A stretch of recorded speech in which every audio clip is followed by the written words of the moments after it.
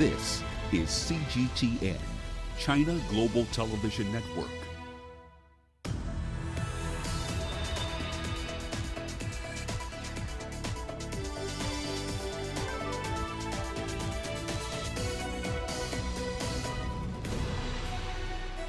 Hello there and welcome to Global Business Africa. We'll be giving you insight into Africa's business and financial markets. I'm Uche Okoronkwo, coming to you from Kenya's capital, Nairobi. Let's start with a look at the markets. Now, globally, markets were mostly down today as China's crackdowns sent shockwaves across markets. Emerging market stocks slid about 2% on the day to a 7-month low. Now, the index extended heavy losses to a third session as a sharp sell-off in Chinese stocks continued. South Africa's main index lost over 1% on the day, moving sharply away from a 1.5-month high. The all-share ended a 5-day winning streak, pulled lower by tech-heavy Naspers and Prosus as the effect of the Chinese regulatory clampdown on the tech sector continued. Now, also coming up on today's show, the International Monetary Fund maintains its 6% global growth prediction for this year.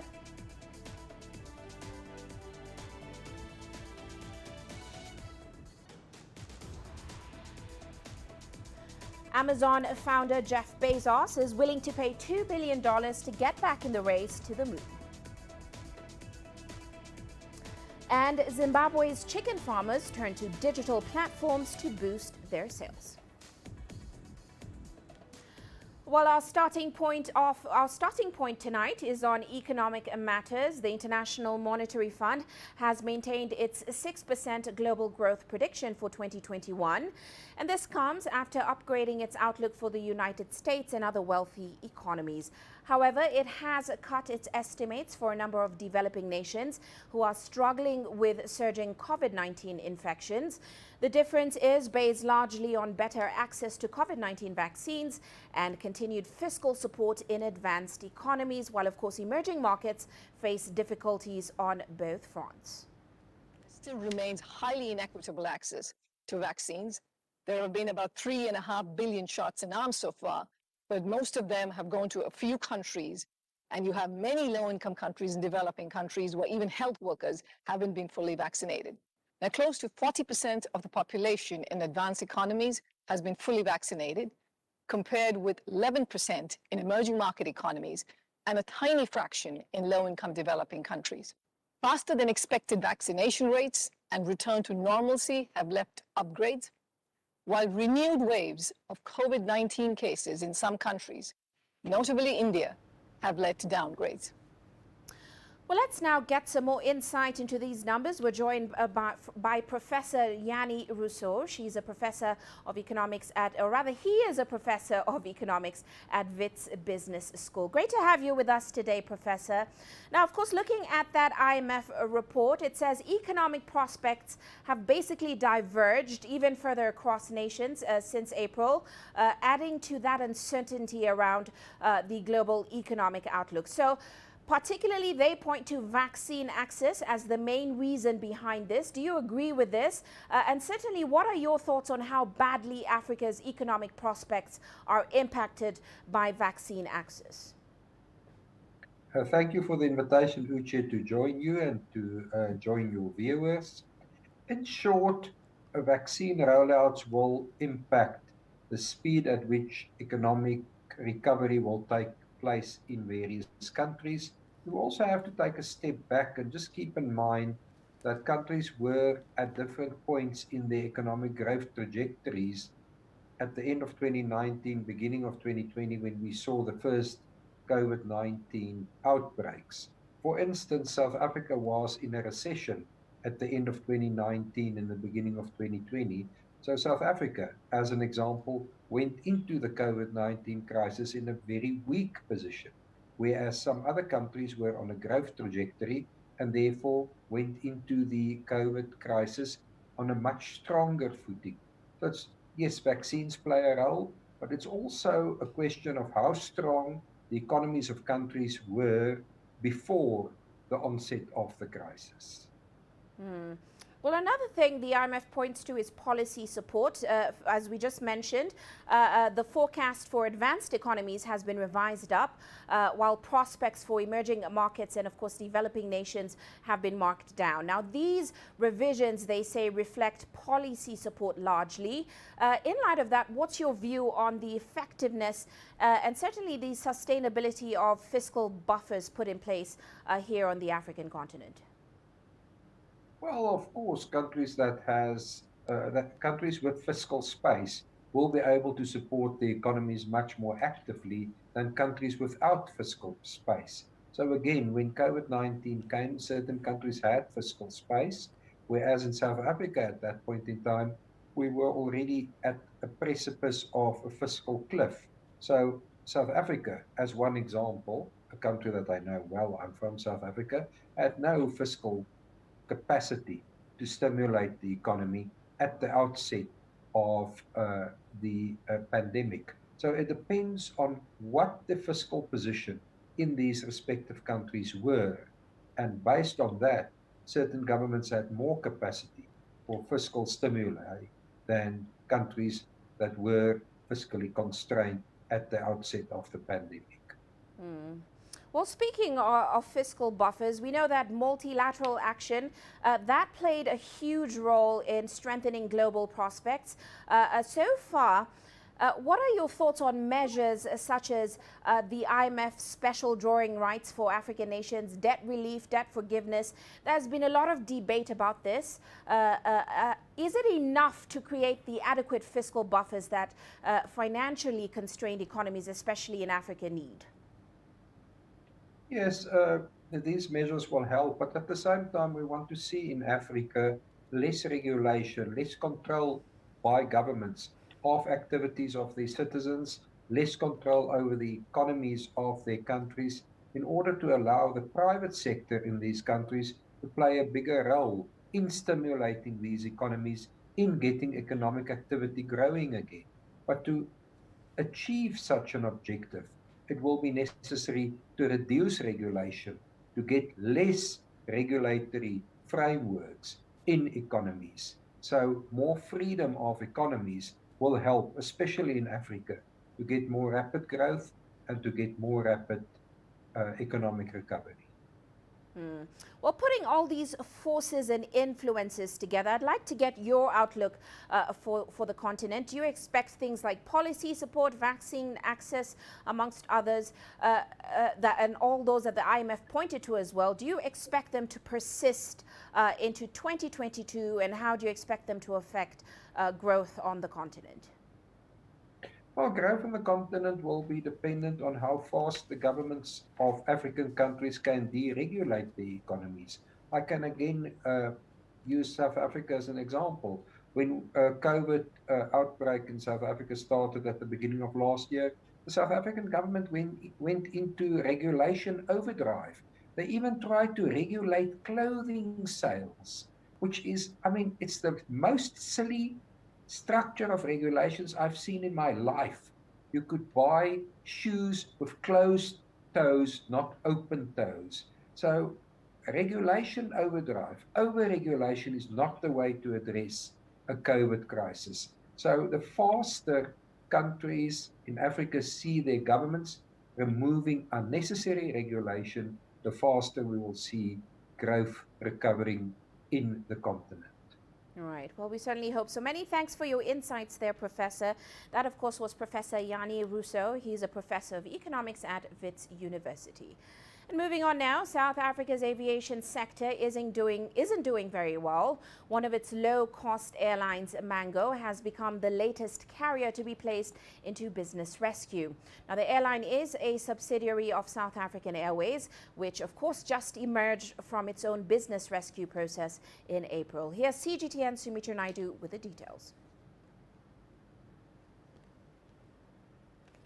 Go into business rescue. The airline has been struggling financially and was almost forced to shut down last month. After a last-minute scramble, Mango managed to raise enough cash to pay its overdue rental to the Airports Company of South Africa.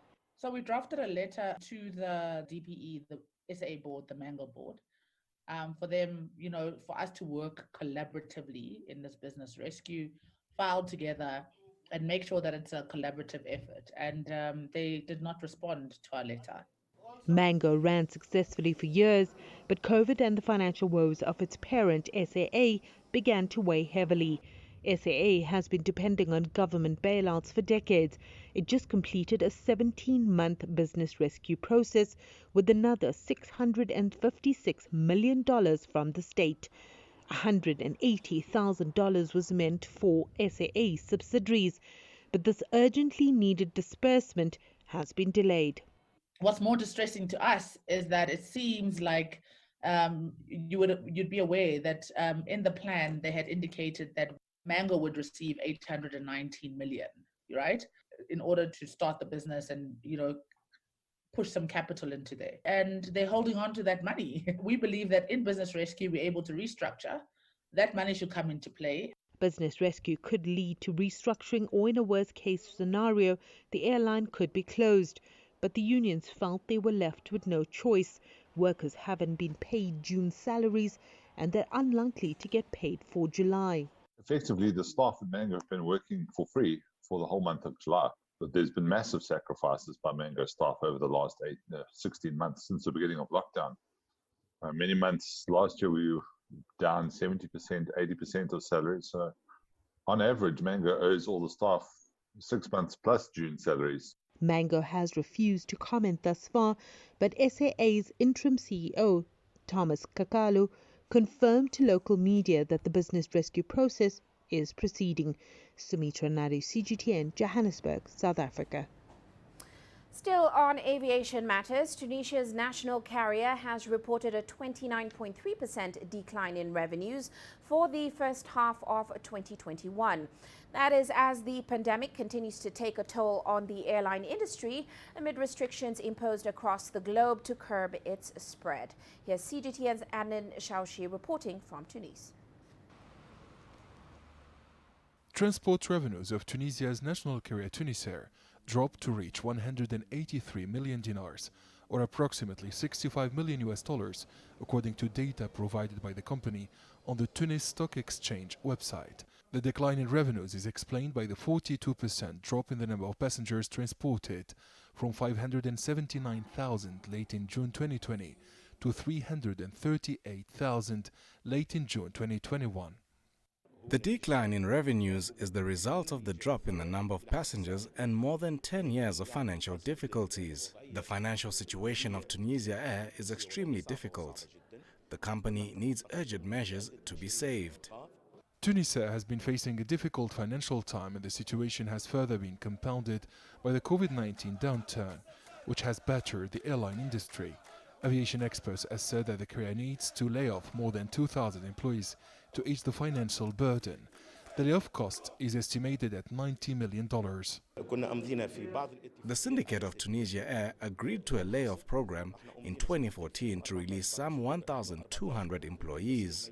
The authorities want more layoffs without offering a concrete restructuring plan and solutions to the company's crisis. Despite a lack of clarity on the post-COVID situation, many analysts maintain that Tunisia could benefit from the recovery of the sector after the end of the pandemic. Tunis Air has a large network in Europe and in some parts of Africa. The national carrier needs to prepare for the post-COVID recovery in aviation. All the vaccinated people in the world will be tempted to travel. Tunis Air can't miss this opportunity to increase the number of flights, passengers and revenues. According to the Tunis Stock Exchange, the number of flight hours decreased for charter flights from 675 hours in the first half of 2020 to 39 hours in June 2021. The Transport Department announced that Tunisair has abandoned unprofitable international routes this year.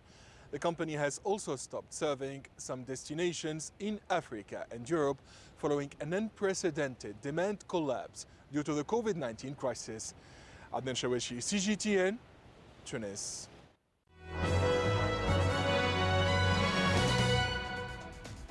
And Now look at our corporate headlines today. Chemicals and energy firm Sasol says bumper oil prices have aided in offsetting a fall in chemical production.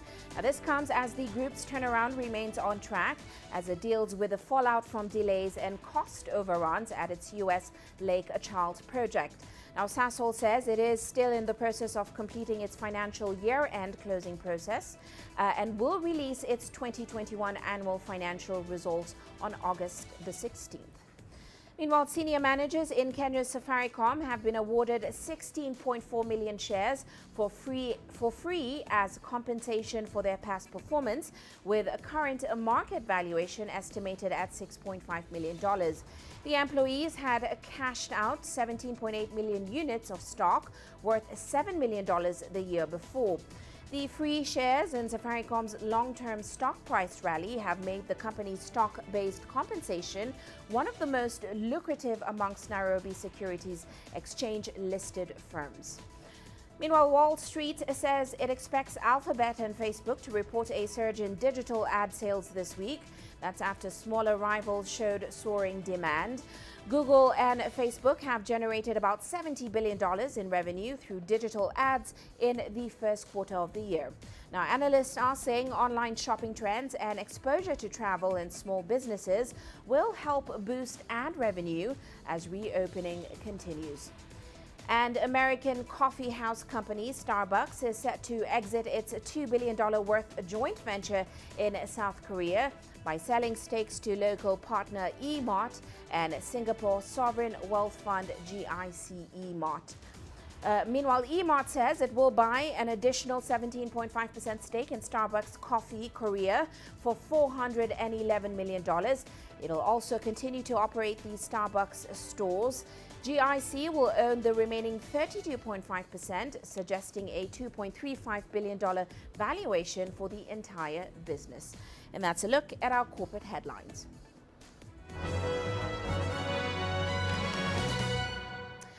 Well, let's head into a short break now, still coming up on the show.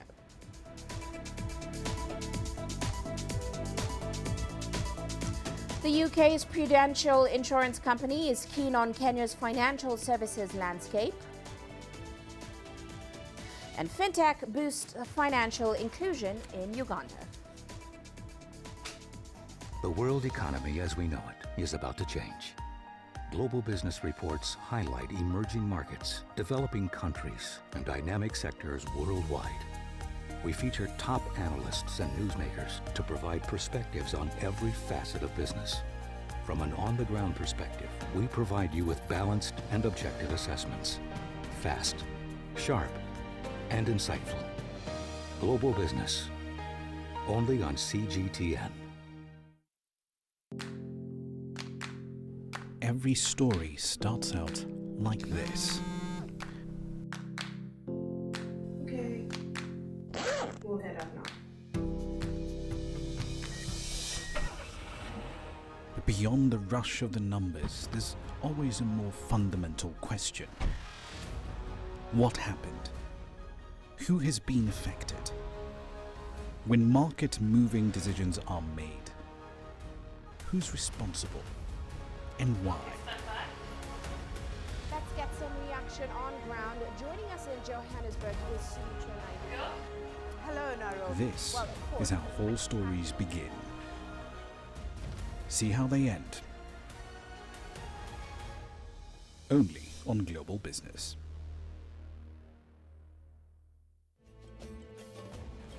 There's more to this place than just glorious landscapes. There's more to it than just, say, Table Mountain or glorious, endless salt flats. There's more to it than countries that are home to some of the deepest mines in the world. There is so much more to this place, even if it is home to some of the finest diamonds on the planet. It is the sheer diversity of the people who call Southern Africa home, and the relentless drive to make it a better place that make it so special. And we know that because this too is home.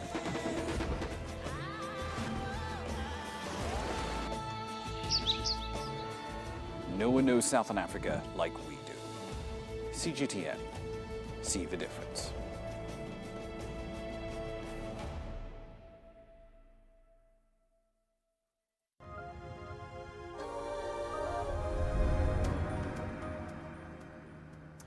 Welcome back. Well, let's head to Uganda now, where fintech, which is the fusion of finance and technology, is now helping to boost financial inclusion in the East African nation.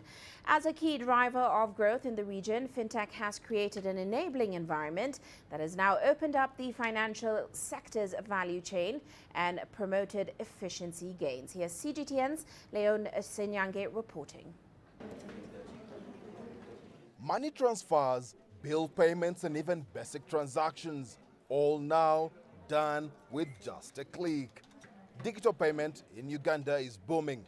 According to experts, it's the growth of local financial technology, also known as fintech, that is spurring the changes across the local financial ecosystem. It wasn't uncommon to see bank queues running through from the banking halls down the street as people are waiting to pay for their school fees. All of that has now been digitized. Pay taxes. People are using mobile wallets to pay taxes or straight from their bank accounts. So the digitization of some of these services, which by the way was largely a fruit of the innovation of fintechs, has done a lot to enhance financial sector. There are now over 180 registered fintech firms in Uganda offering technology-based finance solutions. The fintech revolution is flourishing because of the country's mobile phone penetration of over 28 million mobile connections.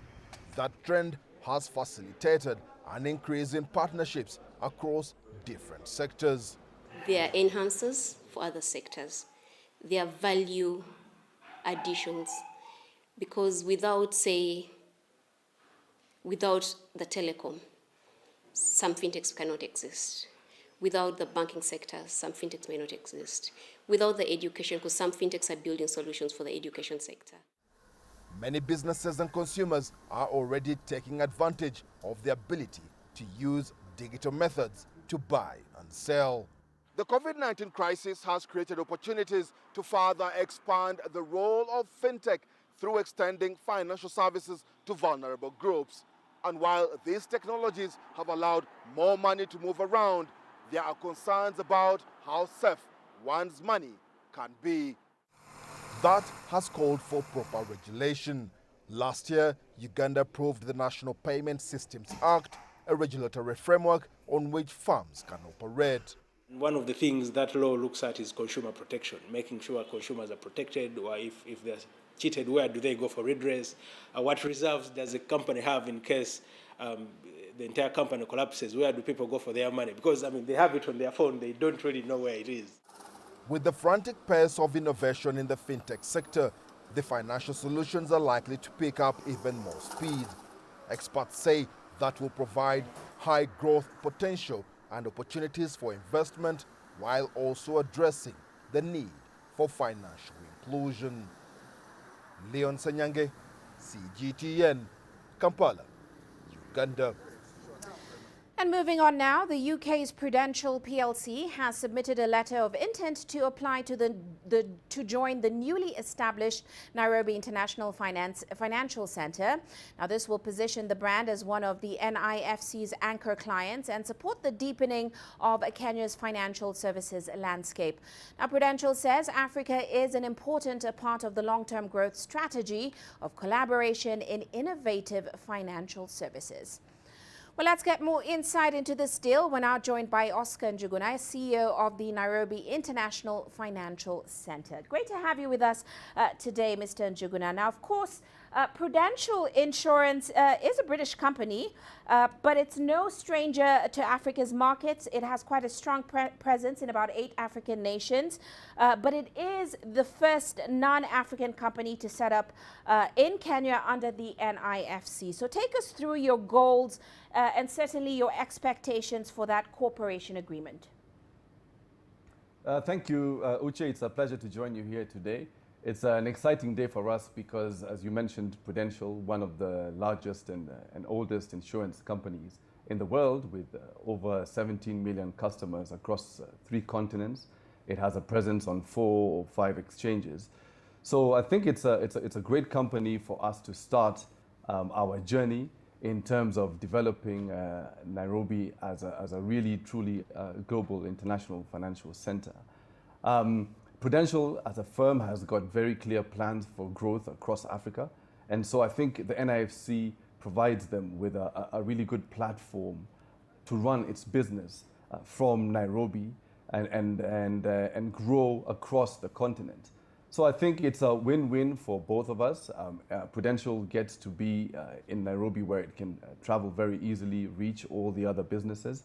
And for us as the NIFC, we get an opportunity to really start our journey with a great firm. So it's a win-win, I think, for everybody.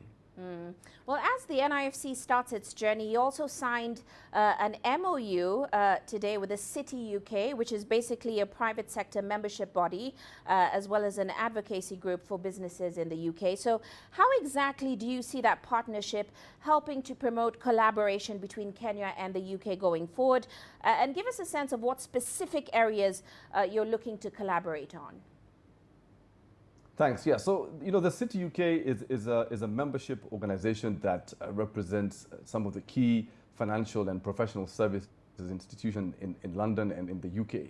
So it's a real privilege for us to partner with them to look for opportunities for development, both in the UK and in Kenya and in Africa.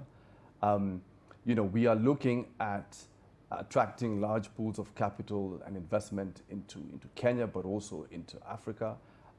And we are looking at providing a platform for private sector finance to go into infrastructure. And, some of the areas that we're thinking about, obviously, is fintech and digital finance, which is really come to its own since the global pandemic. And we see a lot of innovation happening there. So that's an area of focus for us. Green finance, sustainable development is obviously key now. And so that's something else that we're really looking at. The City of London has got obvious strengths in many of these areas. And so the City UK brings a partnership that we can engage with them and offer them the platform for their institutions here, and also access to the London markets for many Kenyan institutions that are looking to raise finance there. We had a green bond that was listed in Kenya and also in London last year. So it's really the beginning of an important phase. And I think the City of London, as one of the leading, if not the leading global financial hub, provides us with that opportunity and link to connect with them. So I think it's a great partnership for us and for them. All right. Well, it certainly has been quite a fruitful day for the NIFC. Now, given the NIFC's mandate that you just talked about, give us some sense into the other areas of progress you've made towards formally launching the firm going forward. Yeah, so the NIFC is an enabling environment, and it's really one where we're looking to offer a very speedy process for incorporation. We're looking at offering predictability and incentives that will create a more conducive environment for business. But then also, we are looking at making other reforms widely across the financial sector. So we've put most of the building blocks in place now, and we just need to really enact the regulations that will enable us to formally start licensing firms, which is expected in the next week or 2 or 3. And then after that, we'll be ready to hit the road running. And in terms of looking forward, once we are able to start licensing firms, then we're really going to be looking at growing the opportunities. I think we have to look at jurisdictions. China and Asia are obviously critical for any platform, any financial sector. We're looking at opportunities around currency development. If you look at some of the financial centers like London, they are one of the leading hubs for renminbi and for renminbi clearing. So these are all areas that we're looking at building on. But I think the key thing is to have in place the real value proposition that we are going to offer institutions and firms that are looking to come into Kenya and Africa. Right. Well, it was interesting to find out that the NIFC has actually been in the works since 2008. So in light of that, give us a sense of the challenges or the obstacles that you've faced or that have delayed its work towards attracting both local and foreign investors to the country. I know I've heard some rumbling about Kenya becoming a tax haven once it's set up. So what have you faced? Yeah, good question, Uche. Look, the NIFC is part of the Vision 2030, which was launched in 2008 by the former president, Mwai Kibaki. And really, the Vision 2030 is a roadmap for accelerating transformation of the country and of the economy. So, if you look at it in 2008, it was a 22-year roadmap going up to 2030. So we still have 8 or 9 years left within that roadmap. And the NIFC is a flagship project under the economic pillar of that plan. So, if you think about it, that's not really a big time sort of horizon when you're talking about developing a whole economy and a country. So the process of making the improvements necessary for the creation of the NIFC framework has taken time, but these things do take time because you have to be cautious and you have to think through where the reforms are needed and where the improvements are needed. So you are right, it has taken us some time, but I think we are now in a good place where we are hitting the road quite strongly, as you can see. And I think that it's a good time. It's happening really when we are looking at the need to recover positively after the COVID-19 pandemic, which is still with us. So that recovery is going to be key, and I think frameworks like the NIFC will really help the country to attract the investment and put us on the path that we need to get to where we want to get to. And it's good to see, finally, countries around the region as well doing the same, because there's recognition that if we do this across Africa, then it's really going to enhance our overall proposition to firms outside the country. Right. Well, we'll certainly be watching your progress closely. Thank you so much for joining us on the show today, Mr. Njuguna. That, of course, is Oscar Njuguna, CEO of the Nairobi International Financial Center. And moving on now, Tunisia's central bank has called for greater coordination by the government to improve fiscal reforms and help kickstart its economic recovery.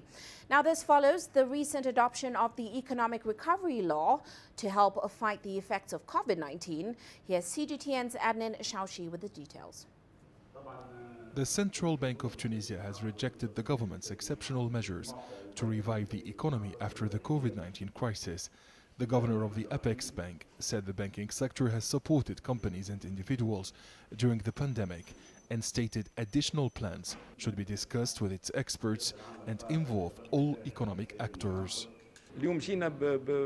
The central bank has made a proposal to the Finance Committee on Economic Recovery. The past period was very difficult. Tunisian banks and financial institutions offered a total of some $1.8 billion in loan deferrals. The central bank's refinancing helped more than 20,000 companies. However, these firms will face difficulties by the end of this year and therefore require a common vision. Following the adoption by Parliament of the new Economic Recovery Law mid this month, the government will seek to reduce cash payments by adding a 5% charge, thereby supporting a move by banks to increase card transactions and online purchases. The problem with this law is that we are facing a deep economic crisis and many economic actors need cash. Our vision for this period is that we cannot withdraw the 50 and 20 dinar banknotes, yet the central bank is working on the decashing and digital payment project. The new law allows Tunisian nationals to open foreign currency accounts for the first time and also permits companies and individuals to agree to financial settlement for foreign exchange violations. Reforming the financial system is necessary in order to boost the economy in Tunisia. The reform project must be structural in order to solve the problems of economic actors who are facing difficulties to stimulate growth. The board of directors of the Tunis-based central bank noted that Tunisian authorities aim to reduce taxes for real estate investors and allow companies to settle foreign exchange violations by paying the fees due plus an interest rate of 10%.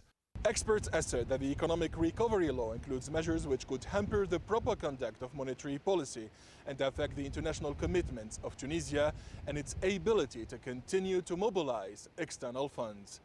Adnan Shawishi, CGTN, Tunis. You're watching Global Business Africa. Let's take a short break now. Still to come.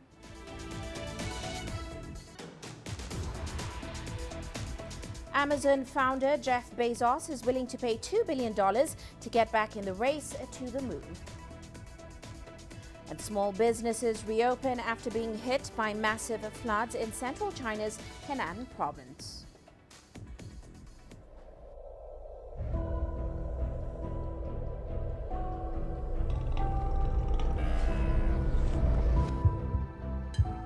It's just taken me completely out of my depth, but at the same time, it's exciting. It's new, it's different, it's a challenge. It's really exciting.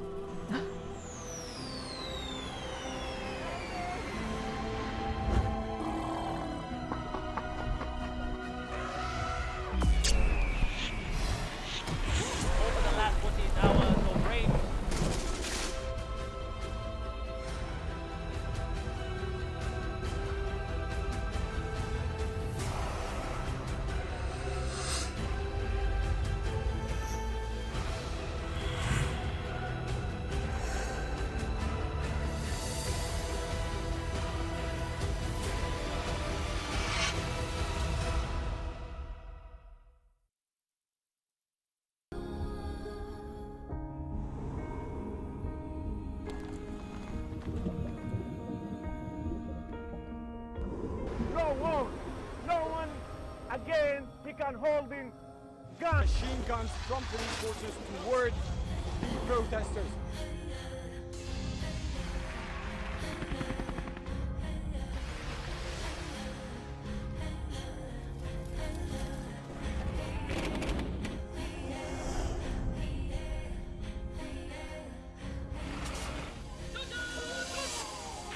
Were you worried about your life at that particular time?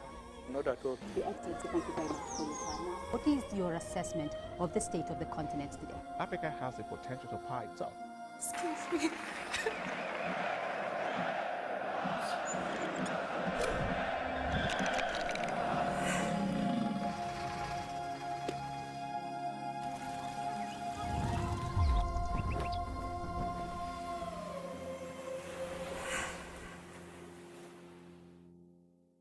Business in Africa is at the crossroads.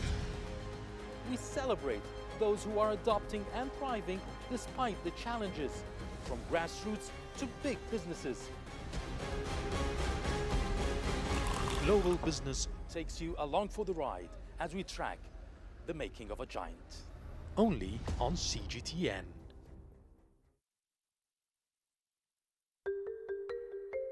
How will your world change today? What happens here?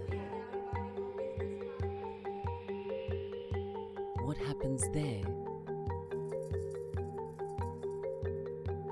Or what you make happen for yourself? If it matters to you, it matters to us too. Your stories are the stories that need to be told. Africa Live. Find your voice.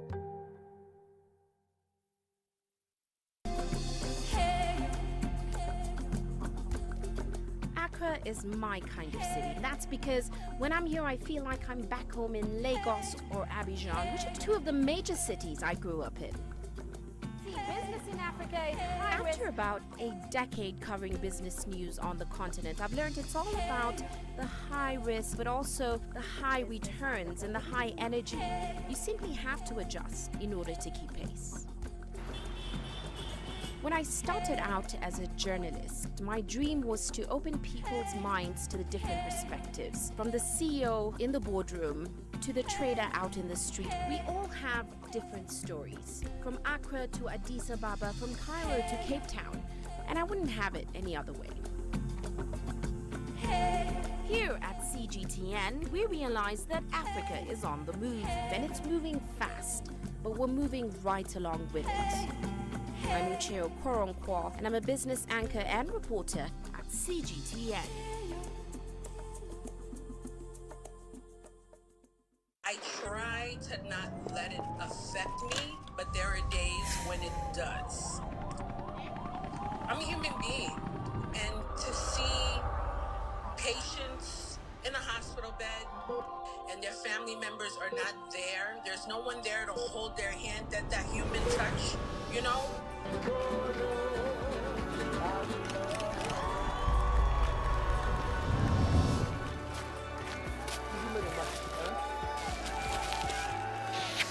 I just hope everyone can remember that the situation is not permanent and that everything will get better eventually.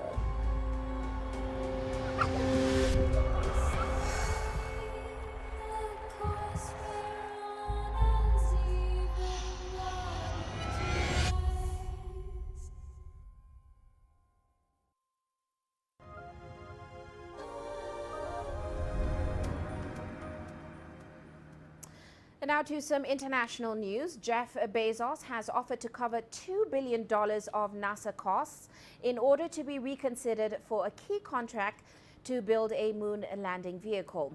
Now, the award is for building the landing system that will carry astronauts down to the lunar surface as early as 2024.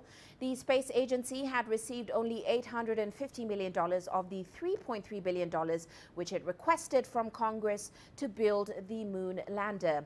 Now, back in April, the space agency awarded the $2.9 billion contract to Elon Musk, rejecting a bid from Bezos' company Blue Origin. NASA could only award the contract to one company, not two, as expected because of a funding shortfall. And moving on now, since torrential rainfall hit central China's Henan province last week, the capital Zhengzhou has started to slowly recover. That includes small businesses as they pick up the pieces and gradually try to resume their operations. Here's CGTN's Wang Mingjie with the story. Gongren Road is one of the worst streets hit by floods in all of Zhengzhou. Chen Chunying says his tea shop in the area is one of the most affected. I have more warehouses because the tea needs to be refrigerated. 6 sets of red tea, 2 fridges of green tea, and a whole load of pu'er tea worth about 200,000 yuan. They were all in my warehouse and went with the floods. Chen leads me to his warehouses underground, where dredging work is still underway.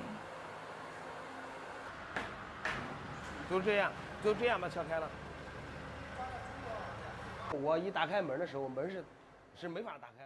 floodwaters broke the window of the warehouse and swept away the 3-meter fridge where my tea was stored.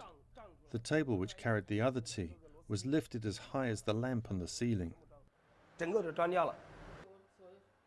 There are clear marks showing exactly where the water rose to. Equally visible, the damage done to Chen's stock.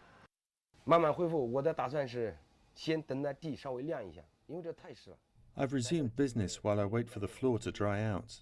Tea is different from other products. Wet clothes can be sold when they dry, but damp tea is basically scrap. Next, I need to refurbish my shop and try to change some of the packing from paper to glass. As water supplies, electricity and public transportation gradually start up again, small businesses like Chen's tea shop have survived for now and begin the hard work of reviving themselves step by step. Wang Mingjie, CGTN, Zhengzhou, Henan Province. Now, every Olympics carries traditions as diverse as the sports themselves.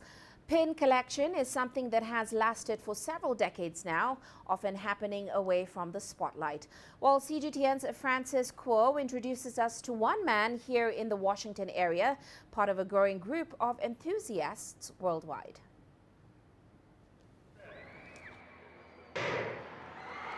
At every Olympics, competition often takes center stage, but on the sidelines, always one standout event. It's often called the other Olympic sport. Here, athletes are absent and medals are MIA. The passion instead is on pins and trading them. James Kendall has been part of this Olympic tradition for 25 years, with the collection to prove it. I've got over 5,000 Olympic pins. Kendall is among thousands of avid Olympic pin traders worldwide. They anxiously await every Games so they can trade in person through planned meetings and impromptu introductions. A tiny pin, often the seed for lasting friendships. It's a way to engage people that you wouldn't normally talk to. The variety of pins is mind-boggling. Host countries make their own, so do Olympic committees, corporate sponsors, and media outlets. The first pin in Olympics history was created before the 1896 Athens Games, made of cloth and featuring the Greek national emblem. But it was a much more recent Games that got Kendall hooked. In 1997, so it was after the big Atlanta Olympics. Since then, he's accumulated an eclectic collection, many of them Olympic diving pins, inspired by his son, a competitive diver. I've got diving pins going back to the 1870s. The value of pins increases with their age, design, and rarity. At the Salt Lake City Olympics, there was this green Jell-O pen. It was going for over $100. The culture clearly has its quirks.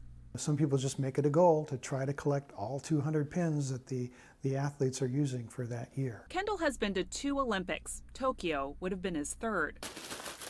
These are all the commercial pins. He even bought a ton of Tokyo pins for trading. But pandemic restrictions now bar spectators from the Games. It was very disappointing. I had tickets for 5 different events in Tokyo. Not being able to go was just kind of heartbreaking.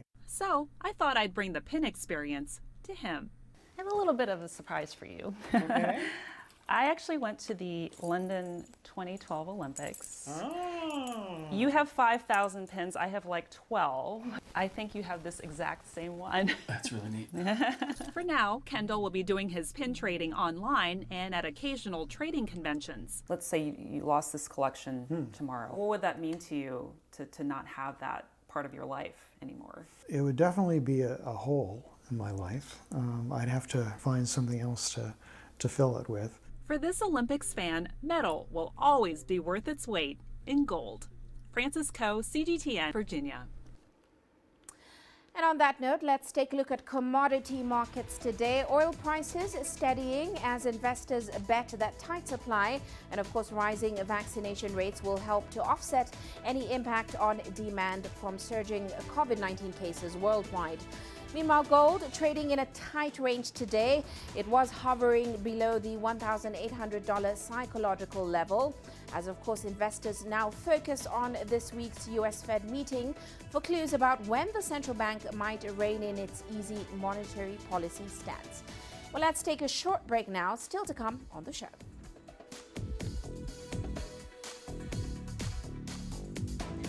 We bring you biogas technology that turns waste into clean cooking fuel. And Zimbabwe's chicken farmers turn to digital platforms to boost their sales.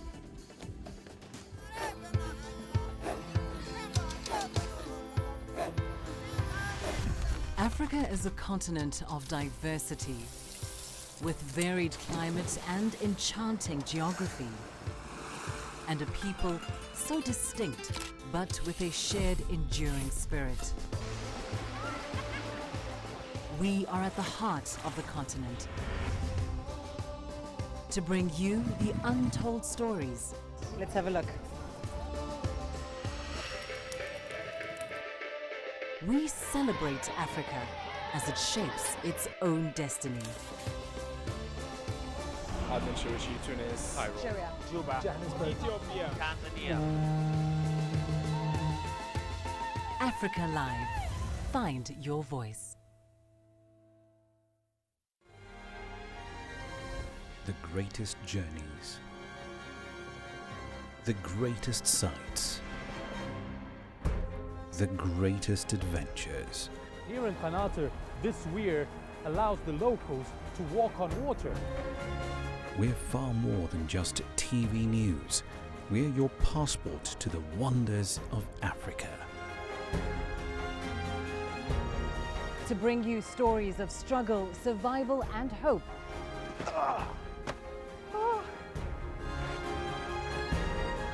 So let's explore.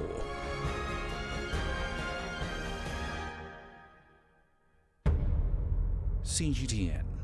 See the difference. You don't find the stories of North Africa by sitting on the sidelines.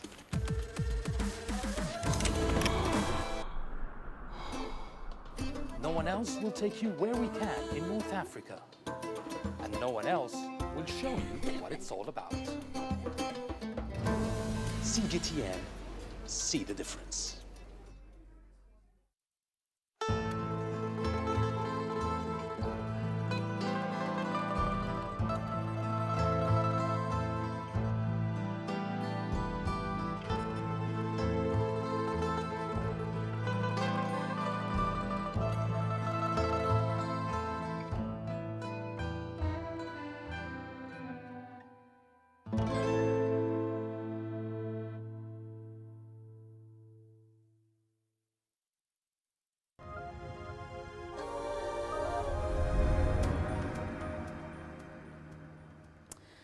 Now, a project in Western Kenya is using biogas technology to tackle two major pollution problems with one device. It uses a machine that converts waste, such as the invasive water hyacinth, into clean cooking fuel. Well, CGTN's Daniela Pearson takes us through how one company has now caused a paradigm shift in the western region of Kenya. In Kenya's Lake Victoria, environmental degradation and the lack of biological control agents have led to the rapid growth and spread of water hyacinth. However, one entrepreneur is piloting a machine that converts waste into cleaner cooking fuel. What we're doing out here on Lake Victoria is we're harvesting this, what everyone considers to be a real menace and a pest, an invasive species, and it has many, many negative connotations to it. But the actual fact is water hyacinth is a blessing in disguise. The elderly people who should be retiring are choking themselves to death, which is, it's criminal in this day and age that we should allow such a thing. When we have this is biogas. They should all have biogas. The project has so far provided 50 digesters to homes in the city of Kisumu in western Kenya. This has enabled families to switch from wood or charcoal. The gas is tapped from the center of the actual digester tube. It comes down, you have a control valve. The water is the trap to stop any condensed water is directed back into the bottle, and then the gas flows freely straight to the point of use. The digesters use 2 to 3 kilograms of water hyacinth to power a cooker that can make a meal of maize and beans in around 4 hours. The project has aided families in the region to switch from a portable stove that uses charcoal to a gas stove. The gas has no smoke, it has no smell, then it is much faster than the jiko. I don't have any problems now. I have the gas. I just put my food and cook. It's so fast, and I no longer worry about the rains finding me outside anymore because I cook inside my own house.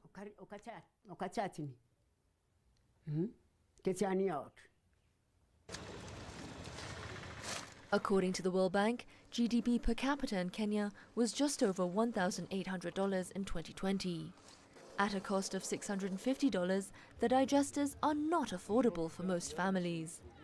Although the technology is scalable, Kahumbu says the high cost of producing each digester makes turning a profit unlikely for at least 5 years.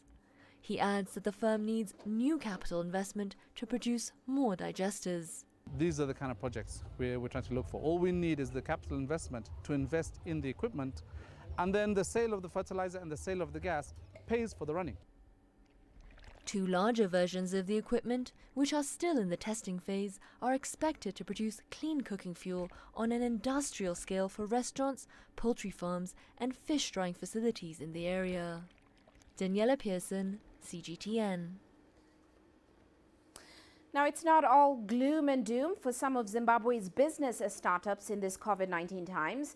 A local small-scale free-range chicken farmer is now maximizing on returns through the use of digital marketing platforms for his business. And the more individuals choose to eat cleaner and healthier foods, the more clientele his business model hopes to grab. Here's Beryl Oro with this story. Free-range chicken farming has been a growing enterprise among Zimbabweans in the past years. Favored for their organic meat and eggs, the chicken charmed the attention of 29-year-old Ian, who traded his degree for a career in farming on the outskirts of the capital. I noted that free-range chicken had a gap. It's a project which we know, like when it started to give us results, it's quite well profitable because it's something which is new in the nation. The market is big because people are health conscious. There are plenty of restaurants in Harare which, if you look at the meals for free range, they are quite expensive. He accredits the business boom to the dietary preference of the locals. Besides the cost of additional feed, cleaning and disease control measures, these free-range chickens require low-cost maintenance, which makes them more favorable compared to broilers. Now at the current moment, we are now having 500 chickens ready to lay and 100 cocks ready for breeding. Above that, the excess cocks we are selling.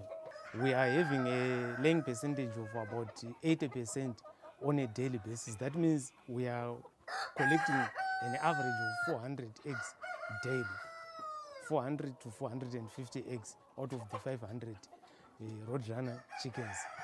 That's our yield on daily basis. Ian has embraced digital marketing strategies to maximize on returns. It's going digital. It's going digital. Yeah, we're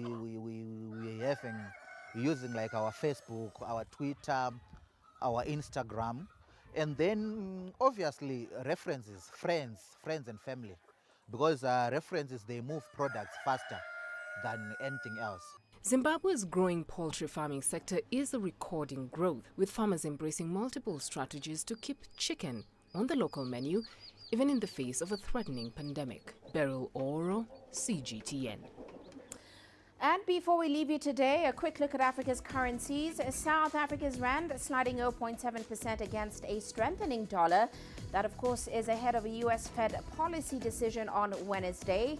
Investors are hoping to get clues on the world's largest economy standing, as well as any hints on the timeline for stimulus tapering and, of course, interest rate hikes. Well, that's it for this edition of Global Business Africa. Remember, you can send your feedback to the contacts on your screen. You can also follow us on our various digital media platforms. From me, Uche Okoronkwo, and the rest of the team, thanks for watching.